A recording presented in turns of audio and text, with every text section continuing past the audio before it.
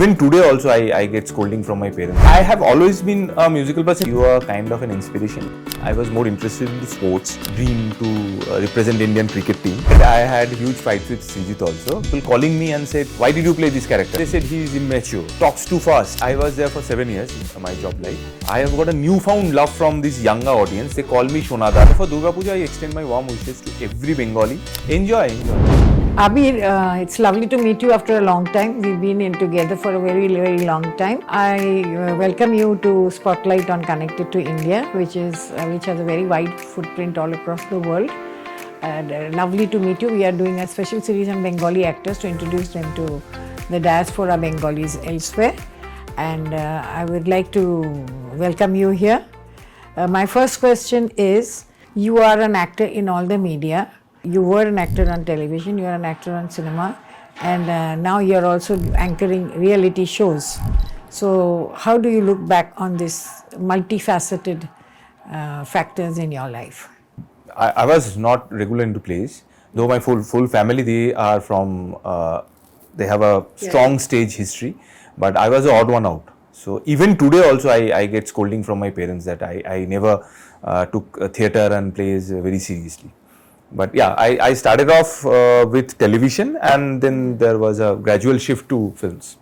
But now you're no longer in television because I am in a non-fiction show, not a fiction. I'm going to ask you about that. I came back during COVID times because in COVID, we all know, like for first 3-4 months, all shooting, everything was halted, and then permissions were given with all the restrictions in place, and then this offer came to me for Saregamapa.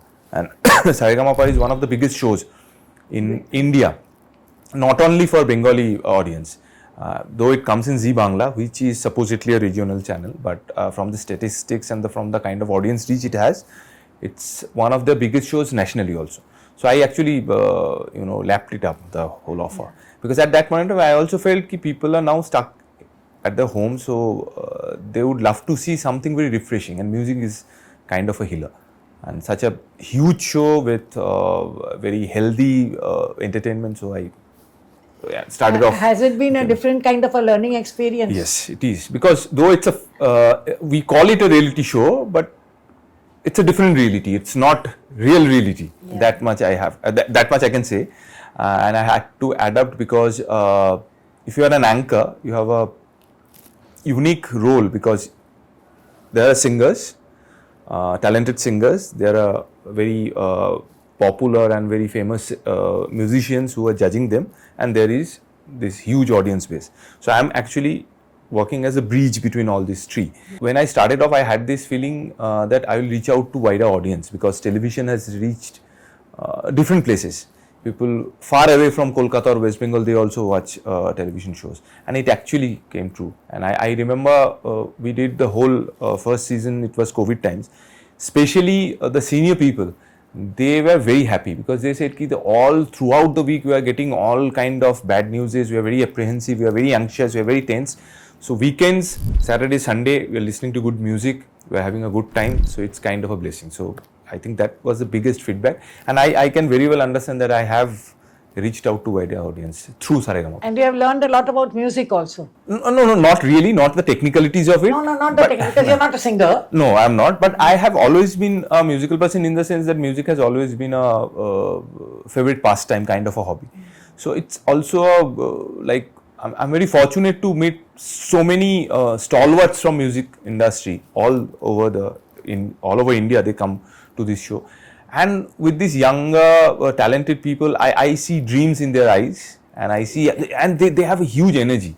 Whenever I meet young people, they have that innocence and energy, which with age and experience, we tend to lose it. Yeah. So I try to gather those energy from them. Yeah. You had first appeared in 2004 in a film called Robibar Bikel Bela, which means Sunday afternoon, but it was released in London too, as you say. But it was a flop and none of us have seen it, and no print remains according to my records. So what do you have to say about that particular film? It's a kind of a funny incident. It actually got released in London too, only a limited release.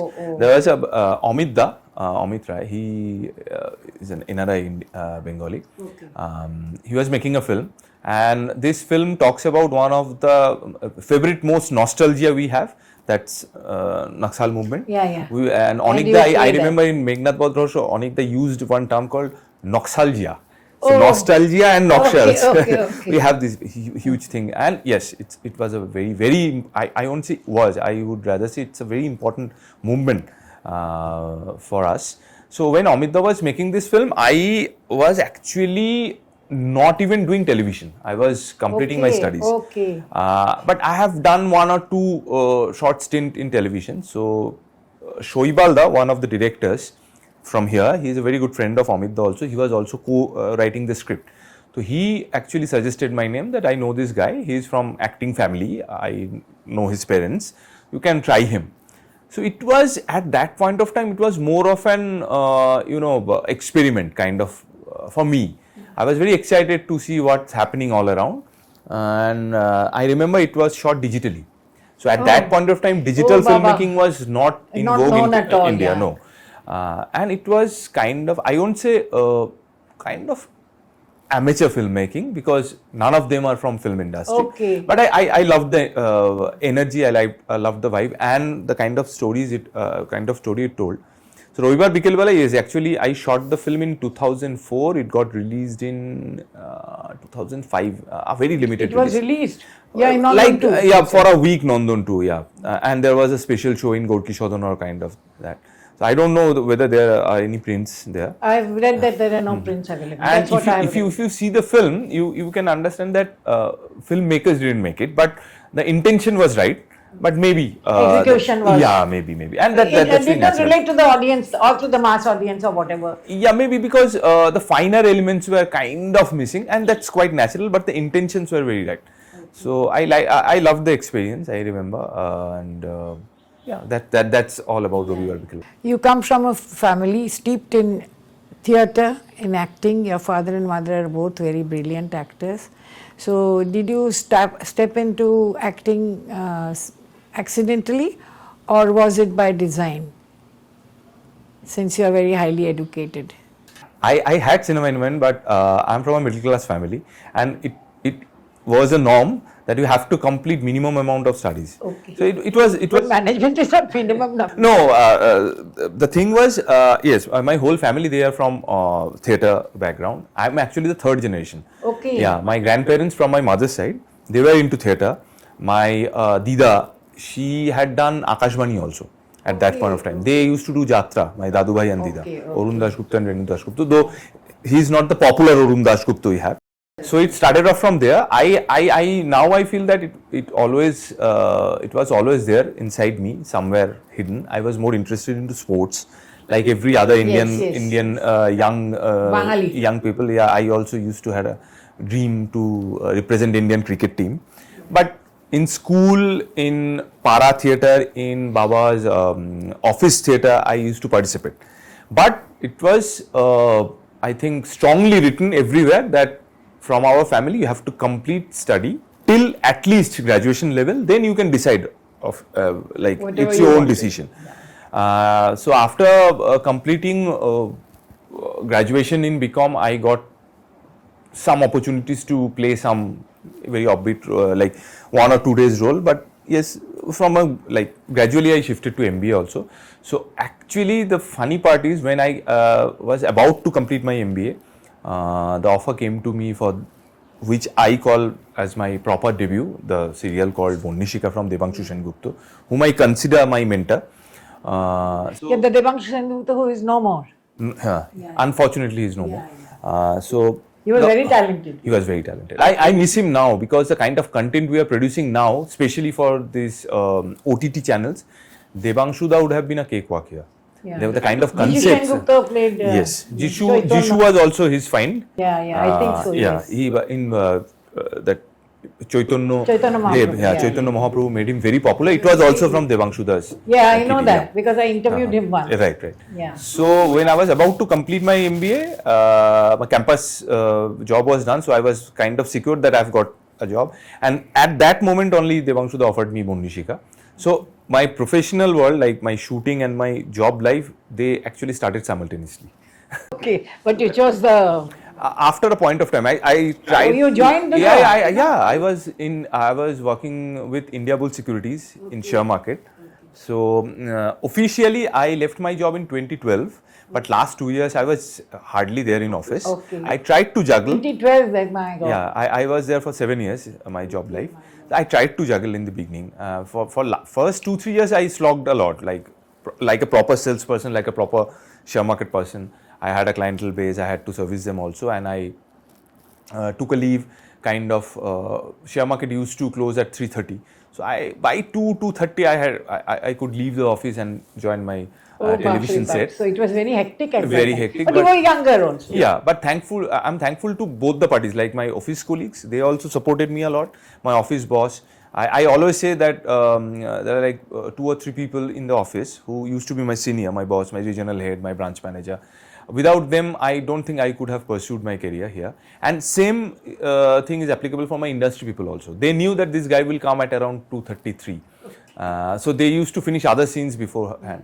Be it Devanshu Da, so there was good adjustment. Yeah, be it Ranada Sudeshnadi also. Oh yeah. You worked in so many films. Yes, so it helped a lot. So it started off gradually, but after a few years, I could understand that I'm not giving like importance to either of them. So you chose. Yeah. So I chose passion over profession, and thankfully so. And you are happy doing that. Yes. Yeah, very happy. I am. Yeah. You were once identified as the most popular detective character in Bengali cinema, such as Feluda and Bomkesh and many more. The Guptadhan series as Shonada. Did you find it trapping in any sense? Were you trapped in that image? How do you look back on it? How did you get out of it? I was happy. I was proud. But at the same time, I could understand that there was a huge risk of getting typecast. I actually, right now, if you ask me, Shomadi, I'm quite doubtful whether it's kind of a throne with all the trappings. Yeah, all the trap. When I did my first Bomkesh with Anjunda, I was 28 years. So whatever recognition I have, whatever love I get from my audience, it all started off with Bomkesh. And I used to be a huge fan of Bomkesh Bakshi. I'm still a huge fan of Bomkesh Bakshi, the character, the novel. So I feel very proud that I have played such an iconic character and people identify me with Shondip Rai also, I think. Babuda made Feluda. Oh. Babuda he made Feluda, right. So Feluda also you were there. Only one. That was a very good one. Bachai auntie. Yeah. So I'm very proud, but at the same time, I always ask my audience that if they are interested to see me only in detective roles, thankfully my directors and producers have given me different roles, so that I was never trapped in one particular image. But that image is so strong. I understand that every time I interact with the audience, they will invariably ask me when is the next Bomkesh coming and when is the next Guptadhan series is coming. So it's kind of, I have now started taking the whole thing with a pinch of salt. You played a very negative character in Srijit Mukherjee's Raj Kahini. How do you look back on it? I didn't like the film, and neither did I. And I had huge fights with Srijit also, but I don't blame him because I have heard the script, I have heard the whole script, and then I said yes. So maybe I have misinterpreted the script, maybe somewhere. And it happens with every actor. This happens. But he's a very demanding director. Very demanding. Gets angry and shouts. We fight a lot. Me and Srijit, we have a long history of fighting. But Srijit actually has offered me 60 to 70% of his films. He will never take it very personally. Even if we have a fight, even if I say I didn't like this film, but still, if he thinks that I fit a character, he will call me. That I have to admit. But for Raj Kahini, what I feel is, yes, I'm not averse to play grey characters or villain kind of a character. But for Raj Kahini, I have my reservations. But I have played grey shade characters. Then there was a film called Borno Purichoy, me and Jishu in lead. Moinak directed it. I think I've seen it, but I don't remember it very well. But the character was a grey shade. I have done a film called Flat Number 609 by Orignam Bhattacharya. The character was not a very straight, positive character. It was a negative character. So you're open to all kinds. Now yes, everybody in Bollywood. My favorite is Kanamachi by Raj. Long back we did the film. Your favorite is the one that you did for television by Raj Chakraborty. Proloy Asche. Excellent. I think it was ahead of time. It was much ahead of us. It should have been made now. Yeah. Now the that film people- was very bad. I was very surprised. it's a different film. It's a different Yeah, story. yeah, But yeah. for Prolaya, I strongly feel, and I say this to I have told this to Raj also, that we should have made that series now, because now that people have developed the taste of that Kind of. content, Prolaya should have been a much. We were so popular sad series. when Prolaya died. Yeah, That time I used to watch TV like anything. people were very angry. I remember I was in a remote place in North Bengal. I was with my team. I mean, my wife was also there. So it was kind of a vacation thing, and Raj called me up. And he said, people are abusing us because your character was murdered. It was like got shot. Raj has a knack of it. Yeah. In Bhojana Se Bhojana also, the two lead characters, they die. Yeah. So Raj has a knack of, But he hits it also on the nail on the head, yeah. What about a negative character? like I have said, for Borno Purichoy, for Kanamachi, for Flat Number 609, there is another film called Oshud by Pavel, where me, Jeet and Nusrat, we all of them are there. And the interesting part of the storyline is you keep on guessing who is the real Oshud till the end of the film, because all of the characters, they had grey shades. So yeah. I actually, I actually believe there is no white and black. All of us are like in between somewhere. We agree. So I am not averse to play villainous roles, but one very interesting thing happened after Borno Purichoy. A lot of young audience, maybe the kids, like kids aged between 4, 5 to teenagers, 13, 14, because they loved me so much as Shonada. I have got a newfound love from this younger audience. They call me Shonada. They find me. They identify with Yeah. They find me a very friendly person who is a senior person, but we can express everything to them. They were very upset seeing me in a negative role. They were very upset. Oh. They actually, like some of my relatives, a very close relative of mine, I actually remember sending them a private file to watch the film, because they were at Bristol, London, reading. So I have asked them, after sending the file, I said them, ki don't make him watch the film, because he loves me a lot. He's a very close relative of mine. So at the end, I also die. So that maybe he may be, feel Shocked very or shocked. something, yeah. And I have got, people calling me and said ki, edu kotha bolo. Talk to them, because they're very upset. Why did you play this character? Then I had to make them understand that's a film. It's not me. It's a different character. But they're too young to understand that. So now if a negative character comes to me, I will make sure that I will do the film, but I will make the parents understand that don't make your youngsters watch it. They will watch it after they grow up. Are you a natural actor, a director's actor, or a trained actor? I'm a director's actor, because I have no formal training on film acting. Maybe I have seen my parents and my family members doing theatre on stage from a very early stage of my. It is said that you have often had to go on a slimming binge. Do you put on weight, or is it not the correct thing? No. Then Thankfully it's the not. director's demand. I'm a director's actor because I didn't get any formal training in film acting.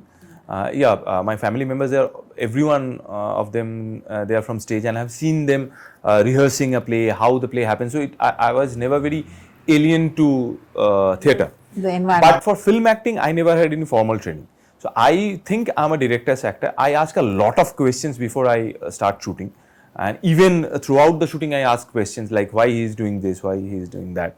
And rest is I completely trust my instincts. So I'm not a very method kind of an actor, but director's You're actor. more a spontaneous and a Yes. natural. And director's actor. Yeah, because I strongly feel director is the only person who can see the whole film. I understand acting, and I'm thinking from an actor's point of view. Someone who is doing the lights, he will make sure that the lights are appropriate for the scene or for the sequence. The DOP, he will make the better frames, whichever angles, whichever camera lenses to be used. But director is the only person who knows the whole scenario. So I have to trust him because it's his or her baby. So I'm a director's actor. Has it ever happened that you have been on the sets even when you're not shooting?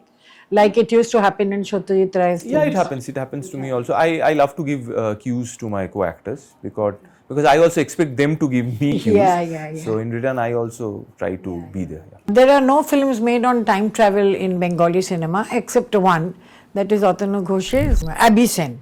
Now that is the film in which you travel from 1980 to 2013 and back. So how do you look back on that time travel? It did not do well commercially, but how do you look back on it? For me, Abyssin is one of the most lyrical films. Yeah, that is true. That is. Time travel, I feel, and I strongly felt at that point of time also, and I had a discussion with Otanuda also. Time travel, the moment you say time travel, we tend to feel it's a sci-fi film.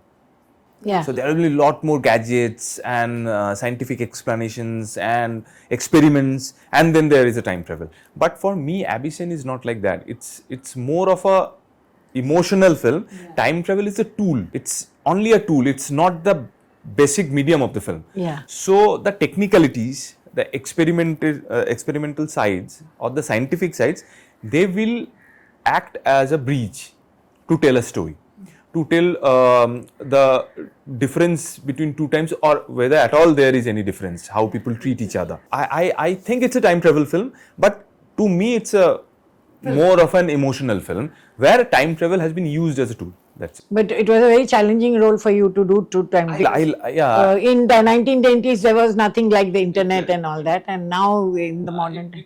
I loved working with Otanuda, and Otanuda, the kind of films he does, even today, he has his own style. Exactly. And his perspective is also very different. And for Abyssin, I think my biggest compliment actually came from Soumitra Chattopadhyay, none other than Soumitra Jetu. He was not doing very well physically, so he was kind of not very confident that whether he will be able to see the whole film at a go. Otanuda convinced him, and at the same time, Soumitra Jetu had a big liking for Otanuda as a maker. Yes, I know that. So he saw the whole film, and I remember the discussion after that, the nitty-gritties of acting, whatever technicalities in acting I used, or Otanuda made me use while acting. He loved the film. So that's one of the biggest compliments I have. For this particular film, which was not commercially successful at all. Not commercially. Because people were not understanding. I think now, at that point of time, I was also very sulking that such a nice film, why people are not going to the theatres. Now I have understood that this will happen. We are not tuned to it, yeah. No, now I have made me understand that it will keep on happening. What criteria do you apply when you accept a particular acting proposal? The director, the script, the character, the price, the maker, or any other thing, or a combination of all these? There are a few factors which I consider very important before I say yes to a project. Number one should be the script, because script is the biggest hero we have. I have always believed that. Till today, I try to listen to a script as an audience, like whether it is making me excited, not as an actor, but as an audience. Yeah, correct. Then comes the actor part. Then I try to see who is the director, and most important, who is the maker. I'm intentionally not using the word producer, because a maker is someone who will very carefully take every possible step to make the project a successful one, not only a box office success. He will take care like a parent. So I also see that, like whether the maker he's serious enough about his project, or he has some other intention.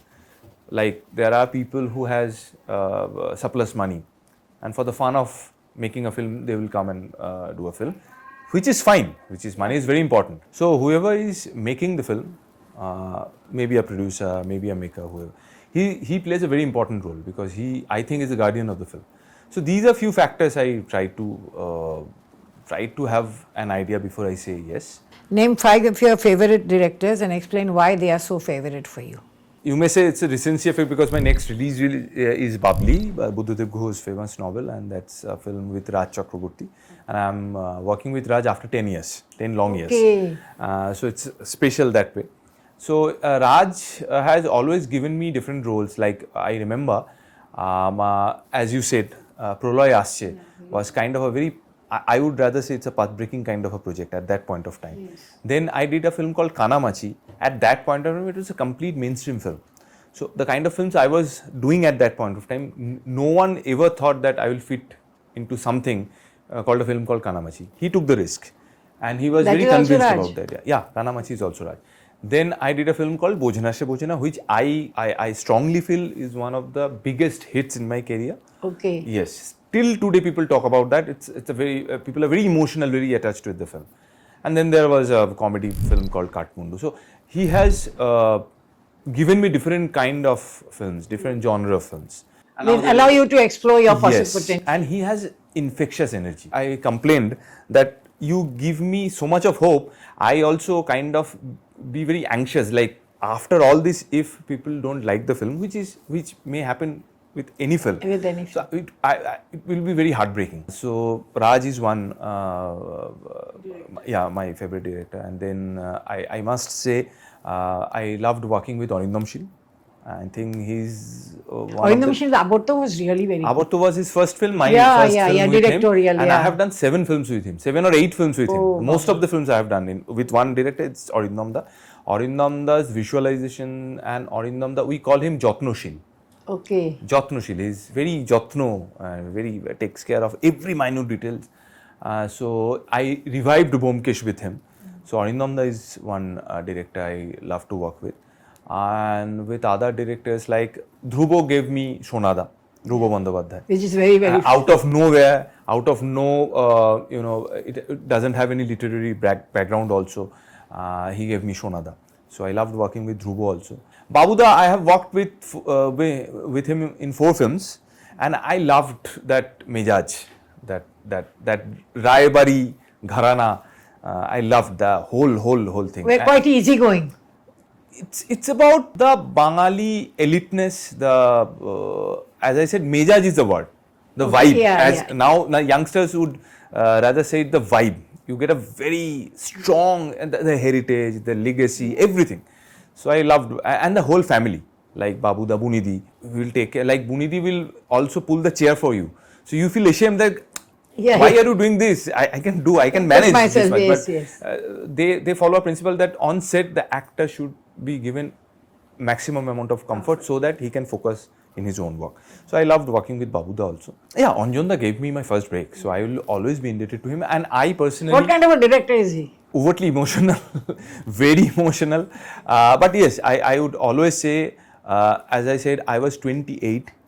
I was not even 1 film old. My first film, Cross Connection, was at post-production stage when he offered me Bomkesh. And a film like Bomkesh and a character like Bomkesh, and he trusted me. And after the first film, I remember after the first film, Adim Ripu, which became kind of the success was outrageous. Houseful shows, everyone was like ballistic over the success of the film. But there were a certain section of people who said I was not good as Bomkesh. They said he is immature. They said he talks too fast. He said he's too young. And there were stalwarts saying this. But Anjanda never ever thought of casting anyone else than me. So he came back to me with another Bomkesh. So when one director and Anjanda's stature, he comes back to you with a Bomkesh, it gives you a hell lot of confidence. So I'll always be indebted to him. How do you look back on your pan-Indian presence in Hindi cinema or Hindi OTT serials? How do you look back on it? See, I have work here also. I have a responsibility here in Bengali film industry. And I don't want to be a part of a project just for the sake of it. Like for national presence, just for the sake of it, I shouldn't be doing it because I have a line of work to fall back upon. So, and you're quite comfortable also. I'm quite comfortable here, but yes, I would love to work in different languages so that I would reach out to a larger part of audience. And now with the advent of OTT, language is no more a barrier because people are watching different kind of contents with subtitles on. I did the first one was Kahani, which I was hardly there, but I crack a very popular joke that it's because of me Kahani happened because my character died. That's why Vidya came here and took the revenge. So, so that was Kahani. But Kahani we consider as a Bengali film because it was shot in Kolkata. All the crew members were from Kolkata. Even Vidya Balan, I feel she is half Bengali. She will make sure that she speaks only in Bengali when she is shooting here. She made a debut in a Bengali film. Yes, bhalo theko. After that, I remember I did a short film with Tonida, Aniruddha Rai Chaudhuri, called Maya. It was one Bengali guy goes to take piano lessons from a Malayali sir and a Malayali girl. Yeah, I think I've seen it. Yeah, very abstract kind of a relationship this year. It was a short film. Then during COVID, I did my proper major work in Hindi. It was a series called Avrod, the season 2 for Sony Live. And it was as people say, the central character, the titular role I did. When I was shooting for Avrod, it was a 4 or 5 months long project. Oh, Baba. And a huge crew, like a 250 member of crew, because it was Indian Army, it was based on a real character. I met that person also. And we were shooting in different parts of India during COVID. So with all restrictions, we were shooting and traveling. So it was quite an experience. Even if today, when I see some glimpses, some trailer or something, it feels unreal that we have completed the shoot without damaging much. And Avrod was a very popular show in Sony Live. But unfortunately, I have not watched it. I'm not very sure whether you will like it or not, because I No, don't that's think it's different. I don't think it's at par with your taste. I'm very open, but Avrod gave me huge recognition. But what I understood when I was shooting there, that I am also representing my industry there. So whatever I am doing, they will judge my industry from my behavior, how am I approaching a role. Because it was a kind of very, mixed emotion, because I'm debuting there almost, but I'm not a debutant. No. Even the normal audience, they also know that this guy is working there for last 15, 16 years. Yeah. So from a normal debutant, whatever they expect, they won't expect that from me. But I'm a debutant there, and the language is not my mother tongue. But what I realized that they respect Bengali actors a lot. So whenever I'm working there, whether I'm punctual or not, whether I'm behaving with all the cast and crew members, the kind of behavior I have, everything, they will also judge my industry. So I have a bigger responsibility there. But after Avrod, whatever recognition, whatever love, whatever respect I got from the whole crew, whole team, I have become more choosy. Oh. Because now something should be offered to me which will cross Avrod's character. Exactly. Meteor the role, or maybe the presence, or maybe the kind of challenges I have to face to play a character. So now I have become more choosy. Let's see. What is your experience of Durga Puja, since it is coming soon? How do you look on your Durga Puja? What does Durga Puja mean to you entirely, and also as a specific religious festival? The Bengali diaspora, I think Durga Puja connects every Bengali, wherever they are, whoever they are. And it has become a part of our life. It is, I think, bigger than a festival. It's kind of in It's our a culture. psyche. Yeah, it's a culture. It's a cultural reality. It's one of the biggest, I think, exhibition we also have. Keeping everything in mind, keeping the religious part, keeping the everything. So for Durga Puja, I extend my warm wishes to every Bengali, or whoever it is who is Bengali by nature. Maybe he doesn't speak Bengali, but the emotion of Durga Puja is palpable everywhere. But what happens for last few years, fortunately or unfortunately, way too many films release happens during Durga Puja, because that's one time when Bengali film lovers, they go and watch film. This year also I have a release with Windows, with Shiva Prasad Mukhopadhyay and Nandita Roy as the director. The film is called Bahurupi. So I'm keeping my fingers crossed. But I think Durga Puja is much, much, much bigger than a film. A religious festival. A religious festival. I think it's huge. Yeah, it encapsulates Bengali identity. Everything.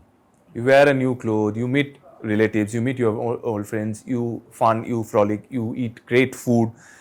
I think that energy Durga Puja, the vibe, the energy Durga Puja creates, I don't think anything else can create that much of energy, that much of positive energy. So all thumbs up to Durga Puja. What is your message for Durga Puja for the Singapore Bengali population, and what is your message to them?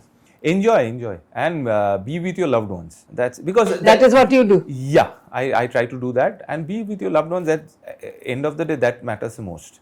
It's not your career, it's not what you're doing, it's not the widespread hopelessness around us, it's the love and care you have for your near ones. So be with them. 5 years from now, where do you see yourself? You don't plan? I was never a good planner, so I take life as it comes to me. And what I have realized recently, that we cannot predict life. Maybe we are preparing for all odds. Maybe we are, making ourselves ready for all the challenges. But life will surprise you, and life will give every possible shock at regular intervals. So let's be prepared for that. Okay. That's the kind of. So you don't plan for the future much. No, I am not. Okay.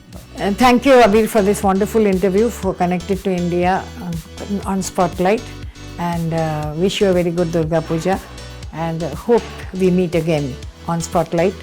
on Connected to India. You are kind of an inspiration because Tell me the kind of dedication you have to your work and the kind of efforts you put in, it's for us and for younger people, we should learn something from you. Thank you very much from Shomali.